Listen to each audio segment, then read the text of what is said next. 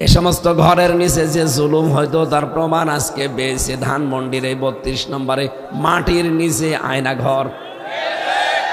সব সাংবাদিকরা যে ভিডিও করে দেখাচ্ছে 6 তলা নিচে আর ওপরে 6 তলা, মাটির নিচে 6 তলা কি করবেন আপনি? যে দেখে ওনারা সব ছোট ছোট ঘর। তার মানে এই জুলাই আগস্টের বিপ্লব যদি সফল না হতো, যারা এগুলো ঘাড়ে নিয়েছিল, মাথায় নিয়েছিল, এগুলো সব নিয়ে ওই জায়গায় বন্দী করে রাখতো। আল্লাহ পাক বলেন এদের এই জুলুমের কারণে এদের বাড়ি ঘর পর্যন্ত আজ জনশূন্য পরিত্যক্ত করে দিয়েছি। এ পর্যন্ত ছিল ওদের ব্যাপার। এর পরের অংশটা আল্লাহ আমাদের জন্য দিয়েছেন, এটা আর বলার দরকার নেই। এটা বললে যদি আমার গায়ে আবার চলে আসে, ইন্না ফি যালিকা লায়াতাল লিকাউমিন ইয়ালামুন। যেহেতু মাদ্রাসাটা এখানে আয়াতে 2টা তাকিদ আছে, ইন্না আছে আর লাম আছে। আল্লাহ বলেন অবশ্যই এর ভেতরে শিক্ষা আছে যারা জ্ঞানী সম্প্রদায় তাদের জন্যে। সুতরাং আমরা জ্ঞানী যারা, তাদের জন্য এখানে শিক্ষা কি? জালেমদের এত বড় শিকড় যদি আল্লাহ কেটে ফেলতে পারে, আপনি চিন্তা করতে পারেন ওদের শিকড় কত নিচে ছিল।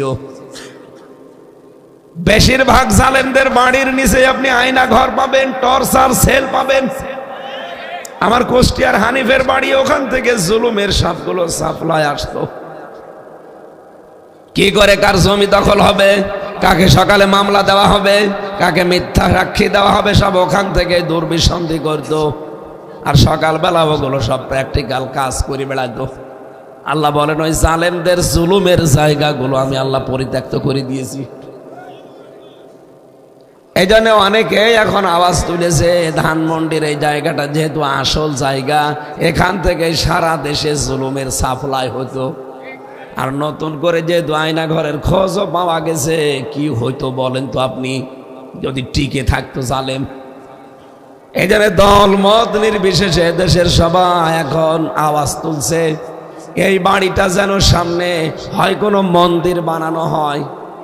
কেউ কেউ বলছে না মসজিদ বানান, অধিকাংশ মানুষ বলে না মন্দির মসজিদ বানানো যাবে না, টয়লেট বানিয়ে দেন। আমার মনে হয় এটাই দরকার। কারণ আবু সাহেলের বাড়ি যদি টয়লেট হতে পারে সে মরে যাওয়ার পর, তাহলে পৃথিবীর জালেমদের বাড়ি কেন টয়লেট হবে না? আবু সাহেলের বাড়ি ইন্টারন্যাশনাল টয়লেট, আর এটা বানান আপনি জাতীয় টয়লেট।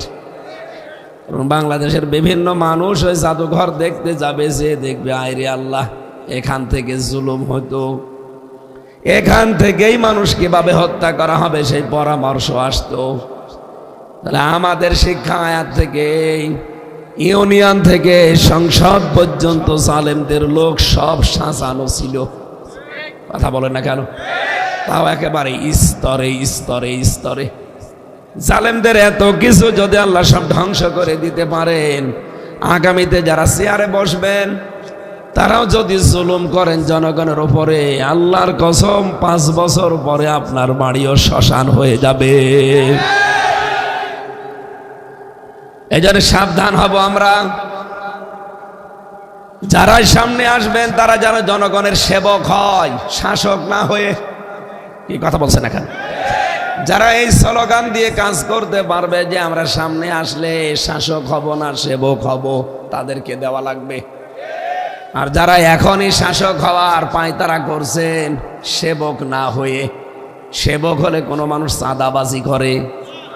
বলেন। জেলখানায় 3টা বছর দেখতাম যারা সেবক, তারা কত সুন্দর ব্যবহার করতো। এসে সেবকতে সেবকই, তারা সেবা করে, এই জন্য তাদের নাম সেবক দেওয়া হয়। মহিলা কারাগারে যারা সেবিকা, আর আমাদের পুরুষ কারাগারে এরা সেবক।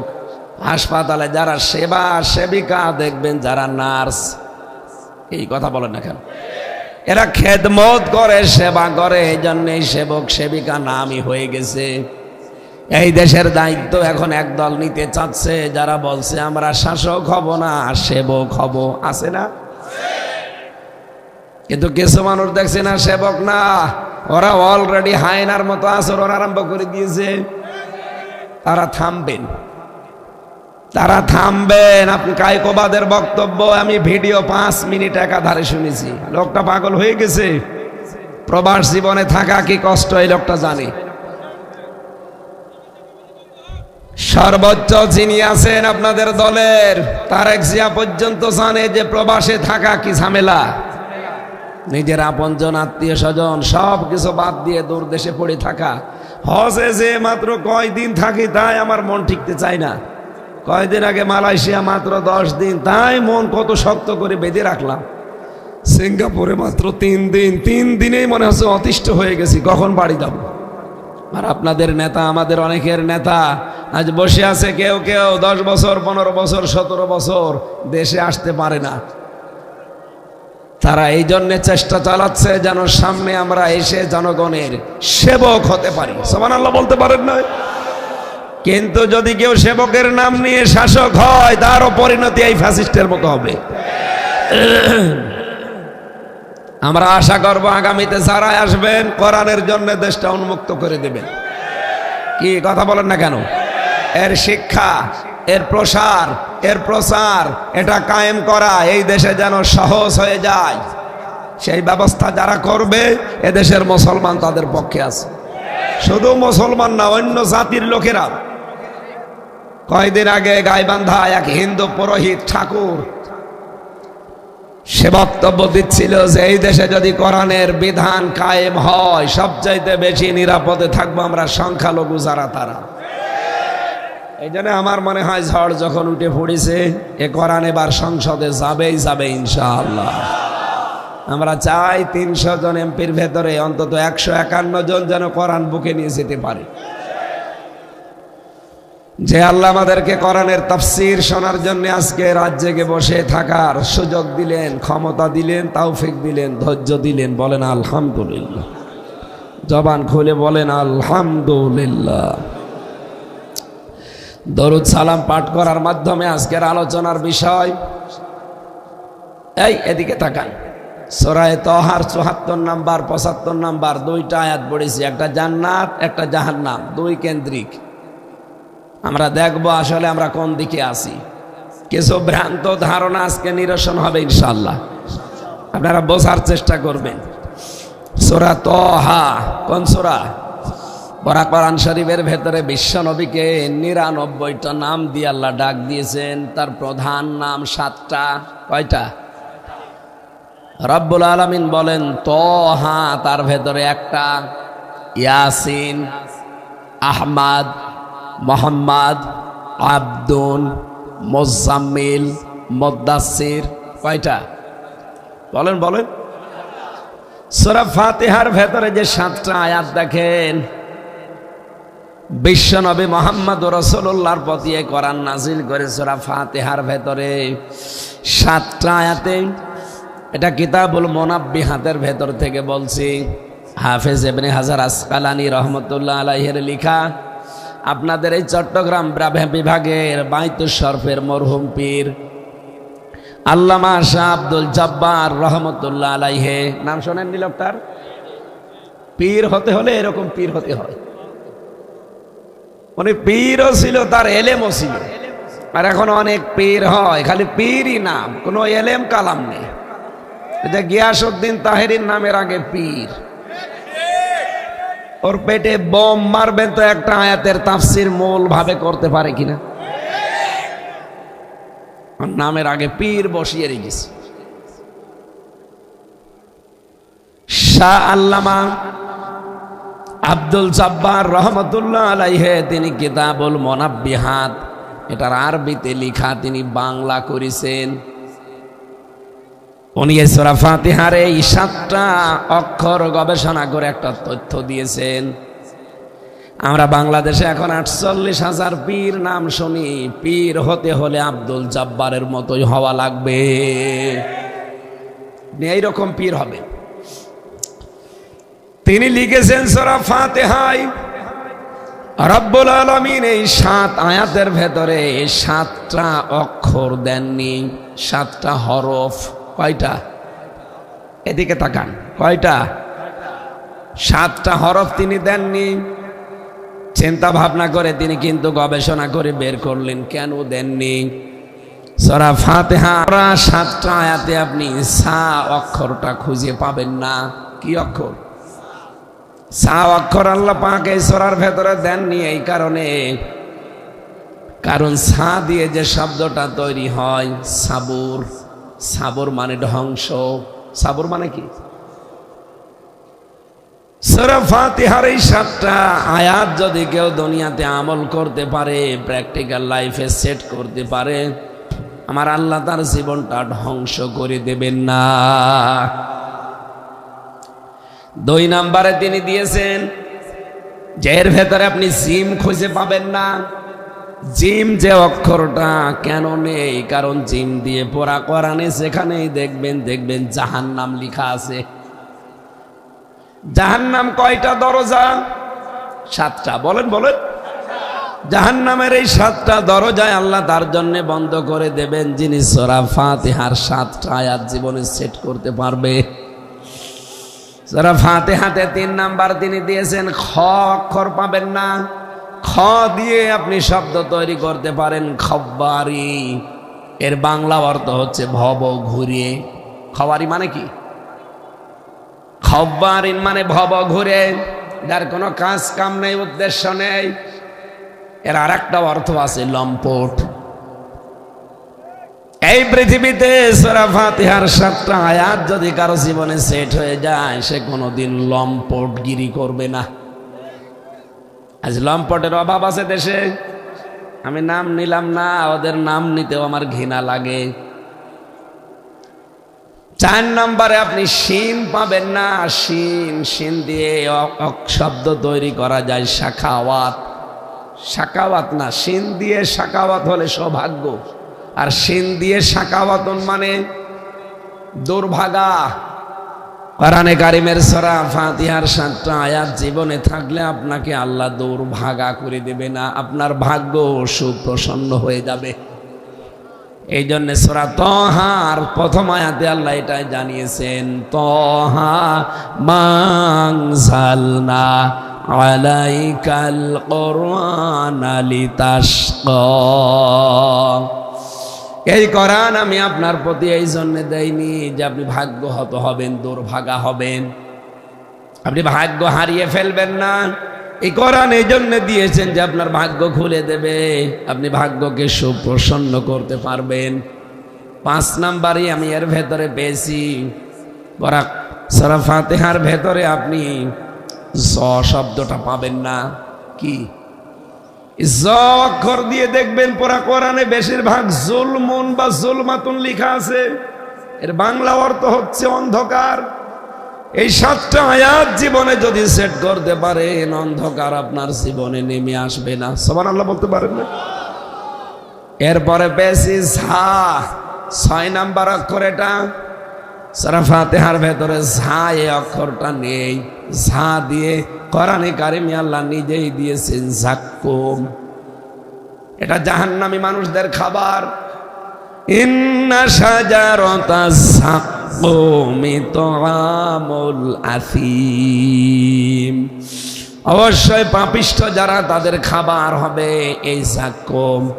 মুখের ভেতরে দিতে দেরি, ভেতরেও যাবে না, বেরও হবে না, গলায় আটকিয়ে যাবে। তার মানে যাক্কুম গাছের ফল আপনাকে খাওয়া লাগবে না, জাহান্নামেও যাওয়া লাগবে না সূরা ফাতিহা যদি আমল করেন। সর্বশেষ 7 নাম্বার অক্ষর আপনি পাবেন না ফা। কি বললাম?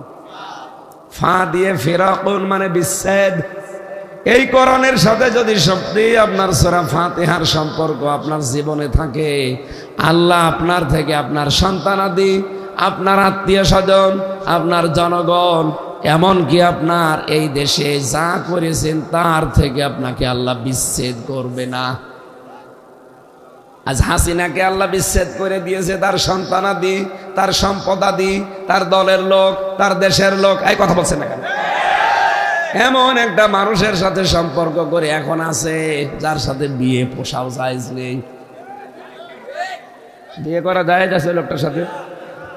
বিয়ে যদি করতে চাই তাহলে দাদার শেষ বয়স আবার মুসলমানি দেওয়া লাগবে।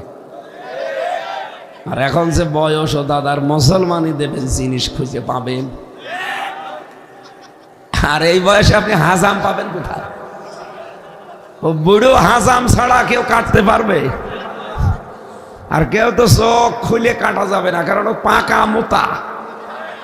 কাটতে গেলে এখন চোখ বন্ধ করে কাটা লাগবে, শেষে দেখা যাচ্ছে আগা কাটতে যে গোড়া কেটে পারবে।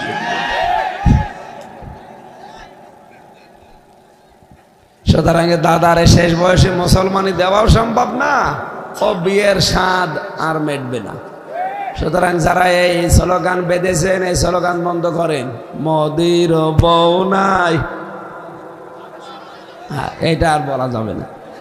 শেখ হাসিনার জামাই নাই, না এটা বলা যাবে না ভাই, কারণ এর সাথে কিয়ামতের আগে বিয়ে হবে না। এখন বিয়ে হতে হলে শর্ত দুইটা, কালেমা পড়া লাগবে, মুসলমানি দেওয়া লাগবে।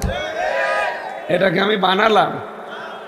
সারা বাকারা 2 নম্বর পারা 14 নম্বর পৃষ্ঠার 4 নম্বর লাইনের, এটা 221 নম্বর আয়াতের মাঝের অংশে আছে। নিয়ে আসেন কোরআন শরীফ। এইতে জিজ্ঞাসা করেন, ওয়ালা তুনকিহুল মুশরিকিনা হাত্তা ইউমিনু, যতক্ষণ মুশরিক পুরুষ ঈমান না আনবে, মুসলমানি না দেবে, মুসলমান না হবে, ওর সাথে কোনো মুমিনা নারীর বিয়ে করা জায়েজ নেই।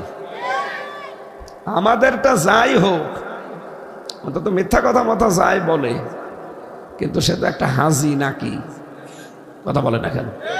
সে একটা মুসলমান হাজি না? যদিও তার হজের একটা কথাও সে ঠিক রাখে নাই, কারণ হজে যে মানুষ প্রথমেই বলে ইন্নাল হামদা, যত প্রশংসা করি আজকে থেকে সব তোমার করব, হে আল্লাহ আমি কথা দিয়ে গেলাম, অথচ বাংলাদেশে এসে যত প্রশংসা সব বাবার প্রশংসা। তার মানে তার নিজের কথাই ঠিক নেই। এ কথা বলে না কেন? 2 নম্বরে বলা হয় অন্যায়মাতা লাকা, যত নিয়ামত আমাকে দিয়েছে সব তোমার জন্য ব্যয় করব, অথচ ক্ষমতা আল্লাহর নিয়ামত না? এই কথা বলে না কেন? এই নিয়ামত বেশে আল্লাহর আইনগুলো আরো তুলে দেওয়ার চেষ্টা চালিয়েছে। 3 নম্বরে বলা লাগে কেবল মুলকা লাকা, আমি যদি রাজ্য রাজনীতি দেশে যেয়ে করি তোমার জন্য করব, আর এসে আরো আল্লাহর রাজনীতি বন্ধ করে দেয়। শেষে বলা হয় লা শারিকা লাকা লাব্বাইক, হে আল্লাহ আমি চলে যাচ্ছি, কিন্তু আমি মুশরিক না, তুমি আমার নামটা একটু হাজিরা খাতায় লিখে নিও। অথচ এসে শিরিকের যত কাজ সব আগে আগে করে। হাজার হাজার কোটি টাকা দিয়ে যে শিরিক করেছিলেন, কি হলো? প্রিন্সিপালের মাথার উপরেও রেখেছিলেন বাবারে, নিজেরে রেখেছে, এখন 5 তারিখের পরে নামিয়ে আগুন ধরিয়ে দিয়েছে। আর গতকাল রাত থেকে যা ভাঙ্গা আরম্ভ হয়েছে, কোন মূর্তি এই দেশে থাকবে না ইনশাআল্লাহ। এতে যদি আবার জেলে যাওয়া লাগে আমরা যেতে রাজি আছি না। এদেশে কোনো মূর্তি থাকবে না। মূর্তির সংস্কৃতি এটা মুশরিকদের। আমরা কি মুশরিক? হ্যাঁ, হিন্দুরা যদি তাদের মূর্তি বানিয়ে পূজা করে বাড়ির ভেতরে, ঘরের ভেতরে, মন্দিরে, কোনো অসুবিধা নেই, করবে তারা। কিন্তু আমরা মুসলমান দাবি করে কোনো মাথার উপরে মূর্তি দেখতে চাই না। আগামীতে এই দুঃসাহস কেউ দেখাবেন না, তাহলে 5 বছর পরে দেখা যাচ্ছে আপনারটাও আগুন লাগিয়ে জনগণ পুড়িয়ে দেবে। আল্লাহ এত বেশি রেগে যায় শিরিক করলে, জানেন? এই যে এই মানুষটা, কিছু লাগবে না, ইনি যদি এখন বাড়িতে যেয়ে দেখেন ওনার স্ত্রীর কাছে পাশের বাড়ির এক সলিমদ্দি শুয়ে আছে, বউকে জড়িয়ে ধরে, কিছু কিন্তু করেনি, এমনি শুয়ে আছে, উনি মানবে? আমি মানবো? বাড়িতে ঢুকে যদি দেখি পাশের বাড়ির সলিমদ্দির সাথে শুয়ে আছে, শুধু একটা লাঠি নিয়ে বউকে না 2 জনকে আদা মারা করে ফেলবো, দরকার মেরে ফেলবো। কিছুই করেনি, শুধু জড়িয়ে শুয়ে আছে, এই দিয়ে যদি আপনার রাগ হয়ে যায়, আল্লাহ বলেন বীর্য থেকে শুরু করে হামজা পর্যন্ত আমি বানিয়েছি, নাকি কারো কোনো অধিকার আছে? কারো অধিকার নেই। হ্যাঁ, মা বাবা শুধু বিছানায় ছিল, এই বাকি যা করেছে বলেন তো কে? বিজ্ঞান এখন জানিয়েছে বাবার এই স্ফলিঙ্গ দিয়ে বের হয়ে যাওয়া এই নাপাক বীর্যটা দিয়ে আল্লাহ 5টা জিনিস তৈরি করে। মায়ের রেহেমের ভেতরে যে নাপাক পানির থলি আছে, ওই পানি দিয়ে আল্লাহ আরো 4টা জিনিস তৈরি করে: চুল, রগ, হাড় আর পর্দা, রক্ত, গোশত, চর্বি, চামড়া আর স্তর। এই 8 4 4 8টার একটা 9টা জিনিস যখন এক হয়, রব্বুল আলামিন বলেন আমি নিজে আমার যে রব নামটা নিয়েছি এই কারণে তোকে বানাতে 5টা জিনিস স্পেশাল ভাবে দিয়ে দেই। ওয়াজাআলা লাকুমুস সামআ ওয়াল আবসারা ওয়াল আফইদা ইলা আখিরি আয়া। সূরা নাহাল 14 নম্বর পারার 14 নম্বর পৃষ্ঠার 14 নম্বর লাইনের 13 নম্বর লাইনের 78 নম্বর আয়াতের মাঝের অংশে আছে। আল্লাহ বলেন শ্রবণ শক্তি, দর্শন শক্তি, বাক শক্তি, আকেল শক্তি আর ঘ্রাণ শক্তি, এই 5টা আমি আল্লাহ নিজে দান করেছি।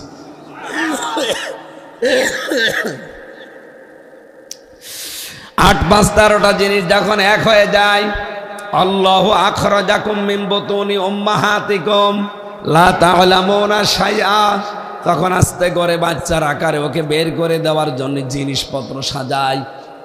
কমপক্ষে 360টা হাড় দেয়, এক একটা হাড় শরীরের ভেতরে এক এক রকম। যত হাড় প্রকার আমাদের শরীরে আছে সব হাড় যদি একরকম হতো জীবনেও চলাফেরা করতে পারতেন না। কথা বলে না কেন? শুধু হাড় দিয়েই শেষ করে দেয়নি, প্রতিটি হাড়ের সাথে আমি জয়েন্ট দিয়েছি। এই জয়েন্টগুলো যদি না দিতাম কোনো জিনিস ধরতেও পারতিস না। তোর এই 3.5 হাত বডির ভেতরে 9768 প্রকার চামড়া দিয়েছি। এক এক জায়গার চামড়া এক এক রকম, এক চামড়ার সাথে মেলে না। এমনকি আমার চামড়ার সাথে যদি ভাইয়ের চামড়া আপনি দেখেন মনে হচ্ছে একরকম, ওনার চামড়া কেটে যাক, ফেটে যাক, ছিঁড়ে যাক, আমার চামড়া লাগিয়ে দেবেন পছন্দ ধরবে। কে পরীক্ষা করে দেখেন। ওনার চামড়া যদি কেউ ভালো বানাতে চান তাহলে ডাক্তারদের উচিত হবে ওনার শরীরের এই 9768 প্রকার কোন জায়গার চামড়া কেটে ওখানে লাগানো লাগবে। আপনি কোনোদিন চিন্তা করেছেন কেন আমার চামড়া লাগে না ওনার শরীরে? কেন? কোরআন হাদিসের বর্ণনা এই, এ পৃথিবীর বান্দা বান্দিরা তোর চামড়া এ চামড়ার সাথে মেলে না, আর কিয়ামতের দিন ও তোর বোঝা, পাপের বোঝা বহন করে দেবে। ও বলে আর তুই বিশ্বাস করিস? ও তো একটা ভণ্ড আর তুই পাগল। ও বাংলার মুসলমানেরা, কেউ কারো বোঝা বহন করবে না। ওয়ালা তাসিরু ওয়াসিরাতু বিজরা উখরা, কিয়ামতের দিন যার বোঝা তার বহন করা লাগবে। কথা বলেন ঠিক কিনা? কেউ কারো বোঝা বহন করবে? আরো জোরে বলেন না। সুতরাং যে ভণ্ড পীরগুলো এই কথা ছড়ান যে তোর কোনো চিন্তা নেই, তোর বাবা আছে, ওটা একটা ভণ্ড। কেউ কারো বোঝা বহন করবে না কিয়ামতে। এই জন্য চামড়ার সাথেও চামড়ার মিল নেই। আরো কয়েকটা জিনিস আমি দেখেছি মেলে না, তার ভেতরে হাতের এই আঙ্গুলের ছাপ, এর ভেতরে 153টা রেখা আছে, কিন্তু কারোর সাথে কারো রেখা আজ পর্যন্ত মেলেনি, কিয়ামত পর্যন্ত মিলবেও না। যদি কারোর সাথে কারো রেখা মিলেছে তো কারো জমি জায়গা ঠিক থাকতো, সব জাল দলিল করে নিয়ে নিতাম। আরো একটা আশ্চর্য আমি কয়েকদিন আগে পেয়েছি, এই ছেলে যাওয়ার আগে। আমার শরীরের এই যে বিশেষ করে এই জায়গাটুকু যেখানে 153টা রেখা আছে, এইটা আর এইটা, এই জায়গা থেকে যদি আপনি ছুরি দিয়ে কেটে কেটে সব রেখাগুলো তুলে ফেলেন, দেখবেন কিছুদিন পরে যখন এটা ভালো হয়ে যাবে ওই রেখাগুলো আবার আগে যা ছিল তাই হয়ে যাবে। আমি নিজে এটা প্রমাণ করেছি যে এই জায়গাটা 19 সালে কেটে গিয়েছিল। 20 সালের শেষের দিকে জেলে যাওয়ার আগে একবার আমি পরীক্ষা করেছিলাম, এটা ভালো হয়ে যাওয়ার পর আমি আঙ্গুলের ছাপ জানি 153টার উপরে হয় না। পরবর্তীতে 1.5 বছরের মাথায় দেখলাম আমার আল্লাহ আবার আগেরটা ফিরিয়ে দিয়েছে। 3 নম্বরে আপনি দেখবেন মানুষের ভেতরে 3 নাম্বার যেটা বেশি সেটা হচ্ছে এই যে এই কণ্ঠের স্বর। আমরা যে কথা বলতে পারি, খলাকাল ইনসান আল্লামাহুল বায়ান, মানুষকে আল্লাহ জানিয়েছে যে আমি তোরে বানিয়েছি আর আমি কথা বলা শিখিয়েছি। এই জন্যে কণ্ঠের ভেতরে 27টা স্তর আছে। একটা কথা তৈরি হওয়ার জন্য 27 জায়গায় ধাক্কা লাগে। এটা তো বিজ্ঞানের কথা। আর কোরআন আর হাদিসের ব্যাখ্যা হচ্ছে প্রতিটি স্তরে একজন করে ফেরেশতা বসে আছে। এর কাছে এর কাছে এর কাছে এভাবে দিতে থাকে। 27 নাম্বার জায়গায় যে কার কথা কণ্ঠের সাথে কোন অবস্থায় দিলে মিলবে, 26 নাম্বার পর্যন্ত ঠিক আছে। 27 নাম্বার জায়গায় ফেরেশতা ওটা ওই রকম করে বের করে দেয়। আমার কথা ওনার কথা যদি সব একরকম করে বের করে দিত, দুনিয়াতে মুসিবতের শেষ থাকতো না। রাত 11টা 11:30টায় যদি বাড়ি যেয়ে বলতাম যে ম্যাডাম দরজা খোলেন, অথচ কণ্ঠ আমার না উনি, বলেন তো ঠিক থাকতো? বাবা শাহজালাল সব হালাল হয়ে যেত। কণ্ঠের সার কারো সাথে আজ পর্যন্ত কারো মেলেনি, কিয়ামত পর্যন্ত এটা মিলবে না। 4 নম্বরে আমার আল্লাহ জানিয়েছেন এই যে জিহ্বা জহব্বার যে স্তর, যে স্বাদ নেই আমরা 1,17,000 এর ভেতরে আমার আল্লাহ আস্বাদন স্তর দিয়েছেন। বিজ্ঞান কোন জায়গায় লিখেছে 1,50,00,000। আর এর ভেতরে স্বাদ নেওয়ার জন্য যে স্তরগুলো আল্লাহ দিয়েছেন জহব্বায়, কমপক্ষে 357 প্রকার খাবারের স্বাদ আপনারা এই জহব্বা একবারে নিতে পারে। বাংলাদেশ সহ বিশ্বে যতগুলো দেশে আমি এই ছোট বয়সে গেছি, কোন রেস্তোরাঁ, কোন হোটেলে, কোন বাড়িতে একবারে 357 প্রকার খাবার রান্না হয় আমি পাইনি। আপনি পেয়েছেন?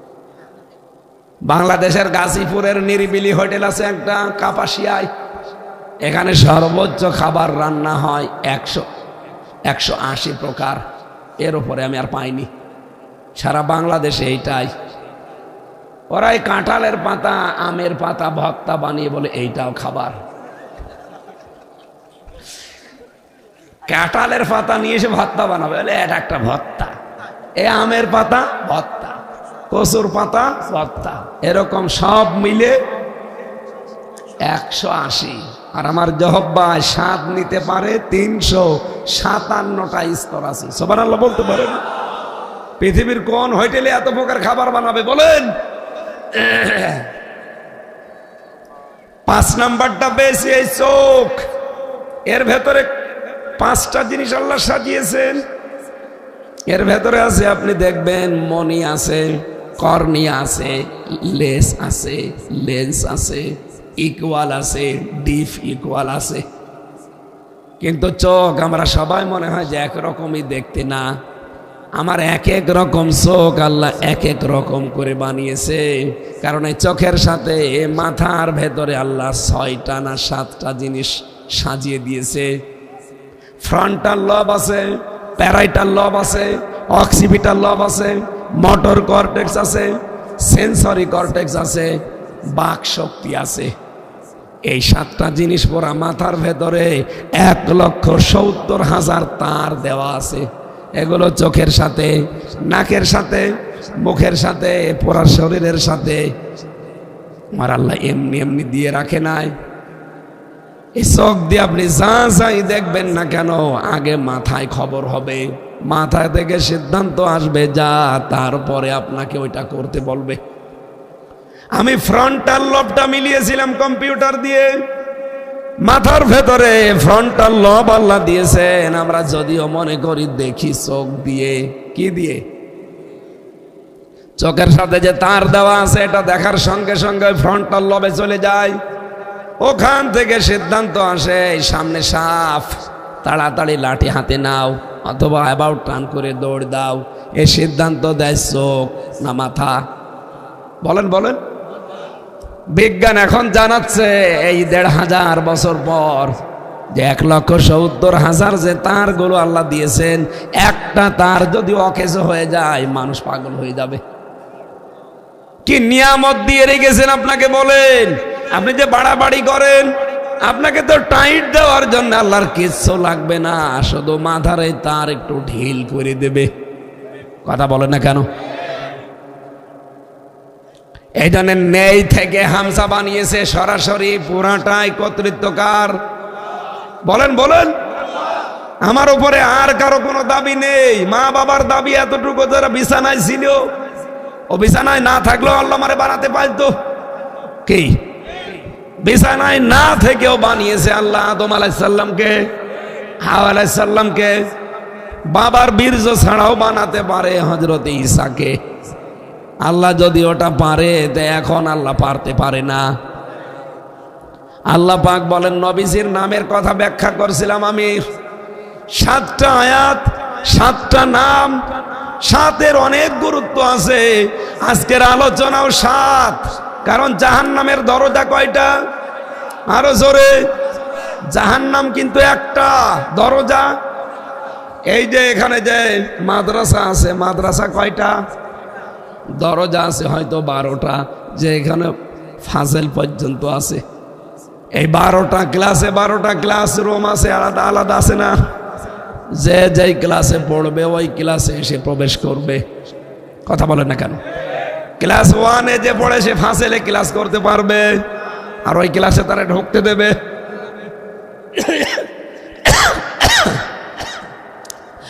আল্লাহ পাক বলেন, লাহা সাবাতু আবওয়াব লিকুল্লি বাবিম মিনহুম জুজউম মাকসুম। জাহান্নামের দরজা 7টা, জাহান্নাম 7টা না, জাহান্নামের দরজা। এই যে লাহা, হা দিয়ে আল্লাহ জাহান্নামের ইঙ্গিত দিয়েছেন। সাবাতুন মানে 7, আবওয়াব মানে দরজার বহু বচন, আবওয়াব বাবের বহু বচন। আল্লাহ বলেন জাহান্নামের দরজা 7টা। লিকুল্লি বাবিম মিনহুম জুজউম মাকসুম, সূরা হিজরের 44 নম্বর আয়াত। দুনিয়াতে যে যেই ধরনের অপরাধ করবে, কিয়ামতের দিন তাকে আল্লাহ ওই দরজা দিয়ে প্রবেশ করাবে। কি কথা বোঝা গেছে? এখন আমাদের বিষয় কি? আমরা আজকে আলোচনা থেকে দেখব আমরা কোন অপরাধ করছি, কোন দরজা দিয়ে আল্লাহ আমাদেরকে প্রবেশ করাবে। আমি আজকে আলোচনা করেছিলাম মাগরিবের পরে 2টা দরজার। একটা হচ্ছে জাহান্নাম নামে একটা দরজা আছে, ওখানে যারা সীমা লঙ্ঘন করে আর যারা আল্লাহর বিধান অস্বীকার করে তাদের জন্য আল্লাহ ওই জাহান্নাম নামে দরজা বানিয়েছে। 2 নম্বরে বানিয়েছে লাজা। কি বললাম? লাজা মানে সত্যকে সত্য জানার পরে যারা অ্যাবাউট টার্ন করে চলে যায়, আর যারা মাল সম্পদ জমা করে আর কি করে এটা সংরক্ষণ করা যায় এই চেষ্টায় থাকে, এদেরকে আল্লাহ কোন দরজা দেবে? লাজা। বলেন বলেন। 3 নাম্বারটা বলছি, কণ্ঠে সাপোর্ট করছে না তো, নয়তো তো কথা বলা যেত। চা খেয়ে কি করবো, গলা ভেঙে গেছে, ওই তো দিয়ে হবে না। একটা বিষয় একটু ভেজাল আছে বাংলাদেশে, এটা নিরসন করা দরকার। যাদের খুব জরুরি আছে চলে যান, আমার এখনো কিছু সময় লাগবে, থাকবেন না? এই বিষয়টা আজকে পুরাটা নিরসন করতে যাই। আল্লাহ রাব্বুল আলামিন বলেন, ওয়া আম্মা মান খাফফাত মাওয়াজিনুহু ফাউম্মুহু হাওিয়া ওয়া মা আদরাকা মা হিয়া নারুল হামিয়া। 3 নম্বর জাহান্নামের একটা দরজা আছে, নাম হাবিয়া। নাম কি? নাম শোনেননি কোনোদিন? এটা জ্বলন্ত আগুন, এর ভেতর আর কিছু নেই, খালি আগুনই। নাম শুনে বোঝা যাচ্ছে এটা কেমন হতে পারে। আল্লাহ পাক বলেন এখানে কাদেরকে ঢোকাবো, প্রবেশ করাবো জানো? ওয়া আম্মা মান খাফফাত মাওয়াজিনুহু, যাদের ওজন হালকা হবে। কি কি হালকা হবে? এখানে ওজন শব্দটা শুনলে আমাদের মনের ভেতরে চিন্তা ভাবনা চলে যায় যে এটা মনে হয় মিজানের পাল্লার কথা বলা হচ্ছে নাকি? কিয়ামতের দিন নেকি আর বদি ওজন দেওয়া হবে, একটু শোনেননি? আল্লাহ বলেন যাদের নেকির পাল্লা হালকা হয়ে যাবে, ফাউম্মুহু হাবিয়া, তাদের আশ্রয়স্থল হবে তাদের মা। আল্লাহ কেন জাহান্নামে হাবিয়ার নাম মা বললেন? এই পৃথিবীর ময়দানে দেখবেন, পৃথিবীতে যে কেউ হোক তার আশ্রয়স্থল, নিরাপদ জায়গার নাম মায়ের কোল। কি জাহান্নামী যারা, পাপিষ্ঠ যারা, ইন্নাহু মাইয়াতি রাব্বাহু মুজরিমান ফাইন্না লাহু জাহান্নাম, কেউ যদি অপরাধ করে তার রবের কাছে যায়, তার স্থান আল্লাহ দেবে ওই পাপিষ্ঠের জন্য জাহান্নাম। লা ইয়ামুতু ফিহা ওয়ালা ইয়াহইয়া, ওখানে যে লোকটা মরবেও না বাঁচবেও না, বাঁচা মরার মাঝখানে থাকবে। ও কুমিল্লাবাসী, আমার সাথে আপনি একমত হবেন কিনা জানি না, যেহেতু অনেক আলেম আছে, চিন্তা ভাবনা আরো করার জন্য বলছি আপনাদেরকে। আপনি একটু দেখবেন এই বিষয়টা আসলে এরকম হতে পারে কিনা। রব্বুল আলামিন যে জানিয়ে দিলেন যে কিয়ামতে যার হালকা হবে ওজন, তাকে আমি আল্লাহ জাহান্নাম তার আশ্রয় স্থল বানিয়ে দেব। নবী আপনি কি জানেন এই হাবিয়া জাহান্নামের এই যে দরজা, এটা কি? এটা হচ্ছে পোড়াটাই আগুন। পোড়াটাই কি? বাংলা অর্থ ছিল। আধুনিক তাফসিরগুলো আমি মিলালাম, চিন্তা ভাবনা করলাম, পৃথিবীতে ওজনের কথা বললে মানুষ খুব ভালো বোঝে। ওজনের কথা বোঝে না? এবার আসেন তো, ওজন করার প্রতিটি জিনিসের নাম আমরা আলাদা আলাদা রেখেছি। এই যে স্টেজটা যদি কেউ এখন বলে যে এটা একটু মেপে দেন তো, দাড়ি পাল্লায় তুলে দেবেন, হ্যাঁ, এটা মাপার জন্য আলাদা একটা যন্ত্র আছে, তার নাম গজ, ফিতা, কি এ পর্যন্ত জানেন না? এটা যদি গজ দিয়ে মাপেন, ফিতা দিয়ে মাপেন, তাহলে বুঝতে পারবেন এটা কয় মিটার কয় মিটার আছে। কি এই যে জমিনটা সামনে পড়ে আছে, যদি বলা হয় যে ভাই এটা মেপে দেন, দাড়ি পাল্লায় তুলে দেবেন যে কয় কেজি দেখি, এটা মাপার জন্য গজ লাগবে, ফিতা লাগবে। এটা বুঝেছেন কিনা বলেন? এই যে আমাকে চা দিচ্ছে, আমি যদি বলি চাটা মেপে দেন তো ফিতা দিয়ে মাপবেন, এটার জন্য সিসি আছে, লিটার আছে। এটা কতটুকু দিচ্ছে, লিটারের ভেতরে দেবেন, সিসি দিয়ে মাপ দেবেন, আপনি বলে ফেলতে পারবেন।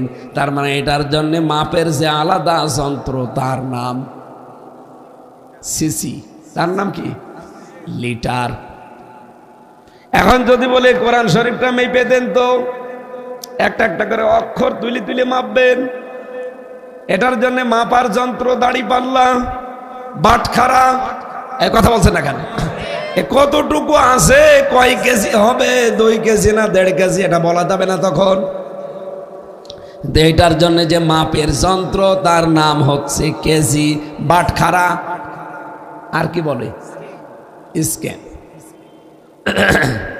এবার আসেন বাস্তবতায়। কিয়ামতের ময়দানে আল্লাহ যা বললেন, মাওয়াজিনুহু, যার ওজন হালকা হবে, খাফফাত। কিয়ামতের দিন আল্লাহ যেটা মাপবেন আমরা সবাই জানি, তার নাম আমল। তার নাম কি? হয় বদ আমল, নাই নেক আমল। কথা বলেন না কেন? যেহেতু আমরা অনেকেই মনে করি দাড়ি পাল্লায় আল্লাহ তুলে দিয়ে মাপবে, এইদিকে বদ আমল, এইদিকে নেক আমল, এভাবে তো নাকি? আপনার এই বাংলাদেশে কোনো পাগলও বিশ্বাস করবে যে আমল দাড়ি পাল্লা দিয়ে মাপা যায়? আমল মানে কি বলেন তো? কাজ। আমল মানে, এই জবাব দেওয়া লাগবে না, আবার গেবত করবেন। আমল মানে কি? কাজ। কি কোনো পাগলও দাড়ি পাল্লা দিয়ে মাপে যে 5 কেজি কাজ? কাজ মাপতে হয় গুরুত্বের ভিত্তিতে নাকি? প্রিন্সিপাল সাহেব আমাকে একটা কাজ দিয়েছে, এই কাজটা উনি মাপবেন কি করে, উনি দেখবেন কি করে কাজটা? উনি গুরুত্বের ভিত্তিতে দেখবেন যে কাজটা গুরুত্ব দিয়েও হামজা করছে কিনা। কথা বলেন না কেন? এবার আসেন, এই যে এই স্টেজ, এটার গুরুত্বপূর্ণ জিনিস আছে 2টা, একটা খুঁটি আর একটা সামিয়ানা। কি এই 2টাই গুরুত্বপূর্ণ। এখানে গুরুত্বহীন অনেক জিনিস আছে, এই টেবিলটা, এই টিস্যুর বক্স, এই চায়ের কাপ, এই যে সামিয়ানাটা, এই কথা বোঝা লাগবে। এইগুলো যদি না থাকতো কেউ স্টেজ বলতো না। একজন বলছেন না, ওর মাথায় একটা লাঠি দিয়ে বাড়ি মারেন তো। এখানে স্টেজ হওয়ার জন্য আমার প্রথম শর্ত হচ্ছে খুঁটি লাগবে, 2 নম্বরে সামিয়ানা লাগবে। খুঁটি আর সামিয়ানা বাদ দিলে স্টেজ হবে। খুঁটি আর সামিয়ানা যদি থাকে, বাকি যদি কিচ্ছু না থাকে, তাও মানুষ বলবে এটা স্টেজ। আল্লাহ পাক বলেন কিয়ামতের দিন আমি গুরুত্বের ভিত্তিতে তোর আমল মাপবো, কাজ মাপবো। কিয়ামতের ময়দানে গুরুত্বের ভিত্তিতে যেহেতু মাপা হবে, আমি আবার আলেমদেরকে ক্ষমা চেয়ে নিচ্ছি, আপনি চিন্তা ভাবনা আরো করবেন। আমার ছোট মাথায় তো চিন্তা ভাবনা এটা ভুলও হতে পারে, আপনি একমত নাও হতে পারেন। আপনার হাতে পায়ে ধরে বলছে আপনি আরো চিন্তা করেন, দেখবেন মানুষের জীবন অনেক পরিচ্ছন্ন হয়ে যাবে। কিয়ামতের দিন সবাই বিশ্বাস করেন যে আমল মাপবে, আমল মানে কাজ, নাকি আমল মানে অন্য কিছু আছে? নেই, আমল মানে কাজ। আর কাজ মাপে মানুষ দাড়ি পাল্লা দিয়ে না, কাজ মাপে গুরুত্বের ভিত্তিতে। তাহলে কোরআনে কারিমে আল্লাহ গুরুত্বপূর্ণ কাজ কয়টা দিয়েছেন? 500। কয়টা? পুরা কোরআনে শরীয়তের বিধান আপনি 500 পাবেন। এই 500টা গুরুত্বপূর্ণ কাজ আপনার জীবনে থাকা লাগবে। কি কথা বলে না কেন? এ বাংলাদেশে বহু মানুষ আমরা দেখি 499টা মানে, কিন্তু একটা মানে না। বলেন তো এখানে গুরুত্বপূর্ণ যে 2টা বললাম, সামিয়ানা আর খুঁটি, একটা যদি না থাকে আর একটা টিকে থাকবে? আরো জোরে বলেন। শুধু খুঁটিয়ে টাঙিয়ে রাখলেন, কেউ বলবে এটা স্টেজ।